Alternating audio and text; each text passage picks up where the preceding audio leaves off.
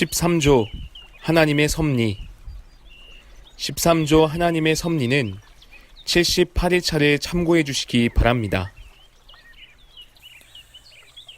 창조는 운명의 또는 도박의 수호신인 행운의 여신에게 맡겨져 있지 않습니다. 하나님의 섭리라는 성경적 진리와 관련하여 도박의 사회적 폐해를 다룰 필요가 있을 것 같습니다. 도박은 매우 큰 손상을 입히고 보통 심각한 금전적 손실을 가져오는 죄입니다. 온타리오에서는 수년 동안 도박이 합법화되어 왔습니다. 곳곳에 카지노가 세워지고 있습니다. 브렌트퍼드는 큰 카지노들로 유명합니다. 카지노 나이아가라, 카지노 윈저, 베리 북부에 있는 카지노 라마, 이 밖에도 10여 개가 더 있습니다. 정부에게 이 사업은 엄청난 세번이 됩니다. 도박에 죄악된 어리석음은 많은 전문가들이 엄청난 도박의 위험성에 대해 경고했다는 사실이 쉽게 드러납니다. 그러나 정부는 오직 세입을 확보하기 위해서 이 대가를 기꺼이 치르고자 하는 것으로 보입니다.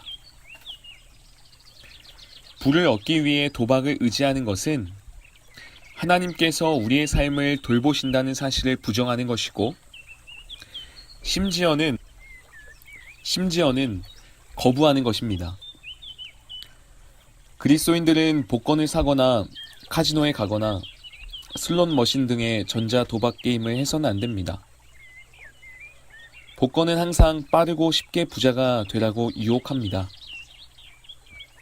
복권 사업은 고귀한 목적으로 스스로를 포장하기도 하지만 그런 좋은 일에 참여하는 것조차 결국에는 복권을 계속 사도록 자극하기 위한 목적에 지나지 않습니다. 게다가 큰 당첨금을 받은 사람 중 다수가 얻은 돈을 어떻게 사용할지 몰라 결국 크게 망하게 된다는 사실이 알려져 있습니다. 최근에도 신문에 막대한 부를 통제할 줄 몰라 큰 불행에 처하게 된 15명에서 20명의 거액 당첨자들의 이야기가 보도되었습니다. 몇 명은 살해당했고 몇 명은 마약, 술, 성중독에 빠졌습니다. 나머지는 새로 생긴 수십 명의 친구들에게 둘러싸여 삶이 괴롭게 되었습니다. 더 나은 혹은 더 행복한 삶을 가지게 된 사람은 한 명도 없었습니다.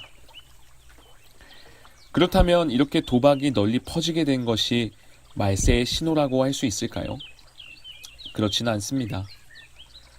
사실 사람들은 수세기 동안 도박을 이용해 왔습니다. 네덜란드에서도 이미 수백 년 전에 건축 사업을 위해 국영 복권을 발행했습니다.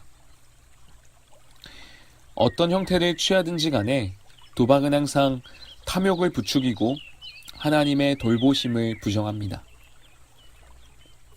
섭리라는 단어는 우리가 아닌 다른 힘이 우리의 운명을 통제한다는 것을 의미하지 않습니다. 섭리는 하나님의 능력을 뜻하는데 하나님께서는 어떤 일이 일어날지 미리 아실 뿐만 아니라 그 능력으로 만물을 돌보시고 다스리십니다.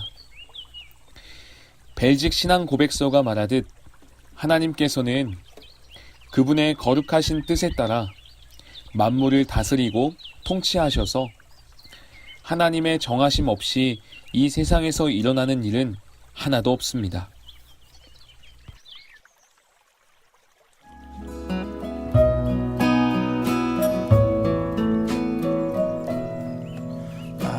So